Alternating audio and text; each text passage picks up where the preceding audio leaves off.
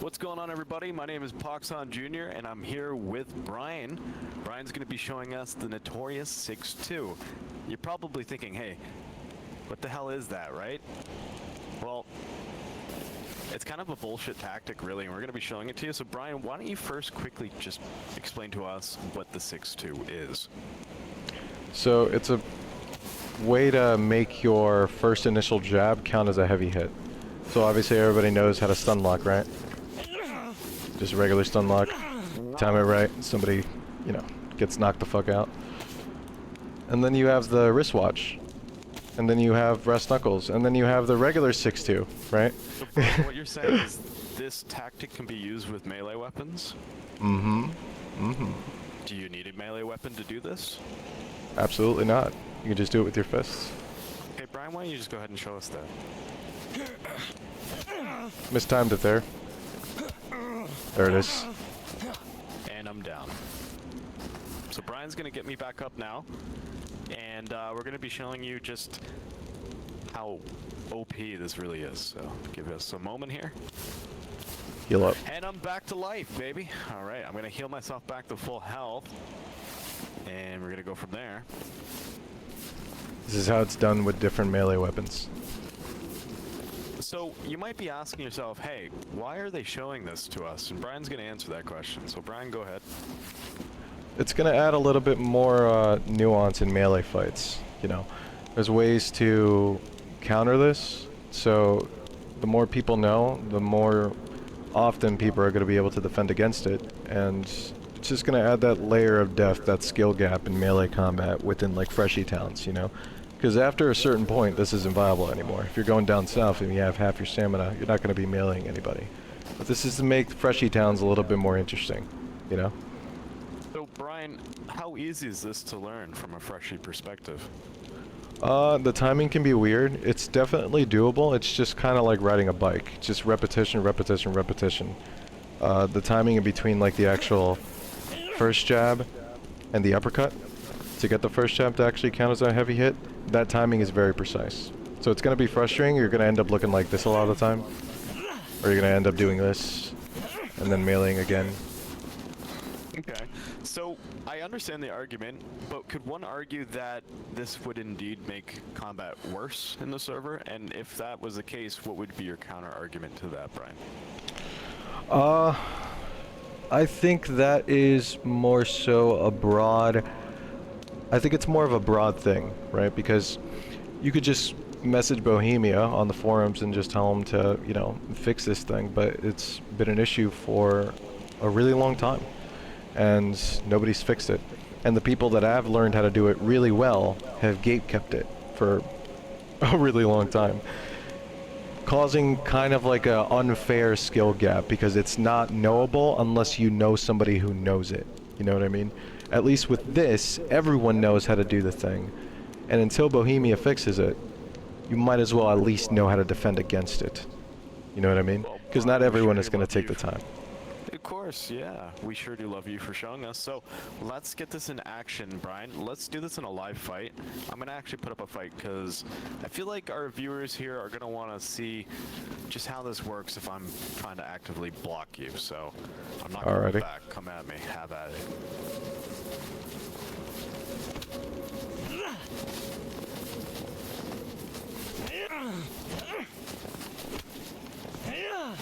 So I do need to be careful with Brian here. I want to keep my stamina up. He's already got me quite damaged there with the shock damage. I'm going to back off. I'm good now. So as you can see, it doesn't give him too much of an advantage if I play defensively, but I do need to be extremely careful with Brian.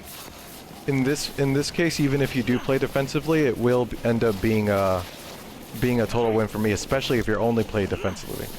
Because also, keep this in mind. Stand still for a second. Block. This is just a regular heavy hit off somebody blocking. Yep. Right?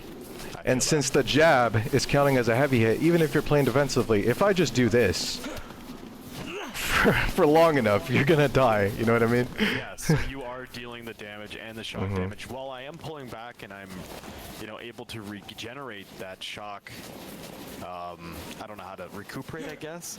But yeah, it is impacting damage to me while I'm playing defensively. So that forces me on the offensive, and that's exactly what Brian wants. Exactly. Because once he gets that stun lock on me, it's over. Now I've seen Brian drop some kids, like 3 versus 1, and Brian's dropped them all. So I definitely do need to be careful now that I'm bleeding as well. And keep in mind, guys, I haven't gotten a single hit on Brian.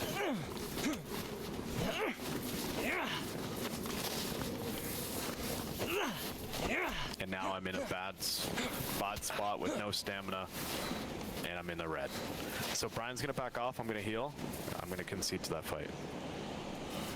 Yeah, so obviously you can see that there's a lot of moving back and forth. It's not as straightforward as just going up to somebody and then like fucking monkeying like because a lot of the times people are gonna be like around, you're gonna get hit in the back, or that person is gonna have a melee weapon that can just deal enough damage for you, right?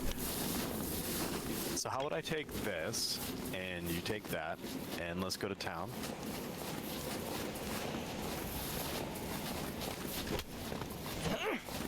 The disadvantage that he has in this, and that he wants to heavy hit me with that bat. This is even better for somebody that doesn't have a bat or some kind of long melee weapon, because the wind up on that is a very long time, right? And while I do have extended range, I'm also depleting my stamina every time I super swing it.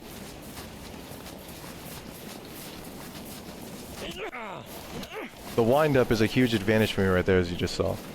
Because the entire time, I'm just waiting, I'm just trying to time my approach like that. Just like that, exactly. So I'm going to concede there because once I'm bleeding, that's pretty much the fight, I would say. Once he's bleeding or something like that, yeah, sometimes somebody is just going to kamikaze, but that doesn't really matter, that's not the point. So there's one thing we overlooked, and this is not a big deal, but Brian did have God mode on. We're going to be disabling that now. And we're going to go back to the... We can try the regular fist fight, yeah. There we go. It's actually an oversight on my part. That's fine. So Brian, come at me. So again, my initial instinct with Brian, because I know how good of a fighter he is I want to keep him away from me, and I want to try not to deplete any stamina. But I know that when he gets close, he's going to super swing me, and he did land that. There we go. He landed it. Second time, and I'm in the black. Okay, I'm going to concede. And I would have lost that fight. So yeah, you can imagine like a lot of it has to do with coming up to somebody, baiting them to do something, and then you reacting off of that. Go ahead and break it down to them how they do it from a step-by-step process. Right. So you got your regular jab, and you got the regular jab with the uppercut. Then you have your stun, heavy hit. What you want to do, and this is kind of weird, especially since I don't have a hand cam, but I can still try and paint a picture for you. You got your jab. You want to time it so that when you do jab, you jab twice. Just do that. Practice jabbing twice. 1, 2. 1, 2. Okay. And pay attention to how you're clicking. 1, 2. You're clicking twice just to get those 2 jabs. Pay attention to that, and remember that timing. And once you have that down, what you want to do is, on the second click, you want to be holding down shift. You want to time it so on the second click, you are simultaneously clicking and holding down shift. So by simultaneously, he's not specifying that you need to rapidly click it. It's just 2 clicks, but the second click you're holding shift. Absolutely. So, yeah. I actually just Thank you for that. And that should, yep, there it is. Very simple stuff. There it is again. There, no, I missed it. There it is again. Let's see if you actually get the 6-2 off of it though. Go Okay, for I'm it. gonna put a lighter in my hand. Wait. There it is. There it is. Yep. So very simple stuff. I jab again while holding shift. jab, jab again, hold shift. And this can be applied to every weapon. That's correct? Absolutely. Okay, so that pretty much wraps that up. Let's see how you fare off against me now that I know how to do it. Oh fuck.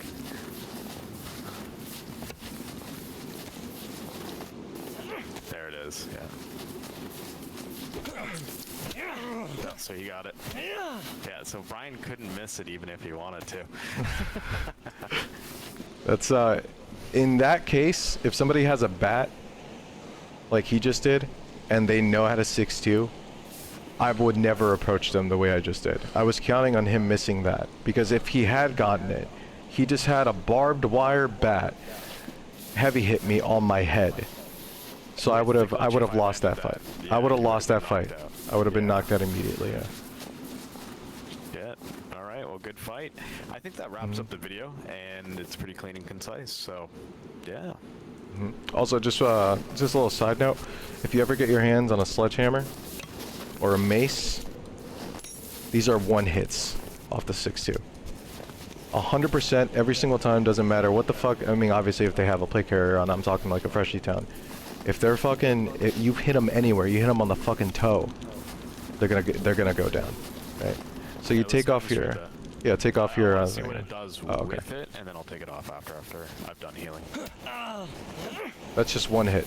Okay, so you missed the second hit, by the way. I deliberately missed the second hit just to see, like, ask you what your vignette was. So it's 2 arrows down, but I'm full health. Okay. But my yeah. Ooh, Jesus. That was one hit. I think on the head. Okay. All right, so it's the heavy that knocks you out. Keep in mind that DayZ's hitboxes, you know, sometimes are weird. So if you get the melee hit, if you get the heavy hit on the head, obviously they're gonna go uncon a lot quicker, right? So I'm about like a T health. The top part of it's gone. So I'm gonna heal now, and we'll go from there. Okay. Alrighty. Take this up. Well, hold on. Oh shoot. Wow. Okay. So, no, actually, that was a good thing because we just confirmed that even if you have a helmet on and a plate carry, if you hit them once in the head with a sledgehammer, they go down immediately. I could have sworn that was vanilla, wasn't it? Like the shift. Yeah, but keep in mind the wind up for this, right? And the stamina that you The don't. wind you up and the don't explain. stamina. Yeah. So let's say does like it cost you stamina as a jab or stamina as a super jab? it costs Swing. stamina as both, I think. Okay. No, it does not. So what Never would it mind. count as? It just counts as one swing, one heavy hit stamina. See, that's okay. That's the that's it Yeah. right there. Also, just a little social engineering here. People are going to be waiting for the wind up, especially when you're around them with a heavy hit hammer like this, right? If you're going to be right here on somebody and they're just chilling, they're obviously going to react to you going like, oh, like that, right? They're gonna pull back or try and just knock you out first. If you're just talking to somebody, you're like, yo, dude, relax, I'm friendly, okay? Stop, dude. Stop. You didn't get knocked out right there. That's crazy. Fucking asshole. Hold on, hold on. Lucky. Let's see it. So you're just doing, right? Friendly, man. Dude, Yo, what's how's it going on? man? Alright. You're acting a little weird, bro. Man, listen to me, listen to me. Do you want the sledgehammer? Because I swear to God. Stop. Ah. And as you can see, I didn't really stand a chance, and I did try to back up a little bit. I feel like that's going to be most people's instinct is to not even let somebody with a sledgehammer get that close, but there are situations where it does happen. Alrighty, I think that's about it. I think that is, too. It's a wrap. Get up! All in one go, too. Nice.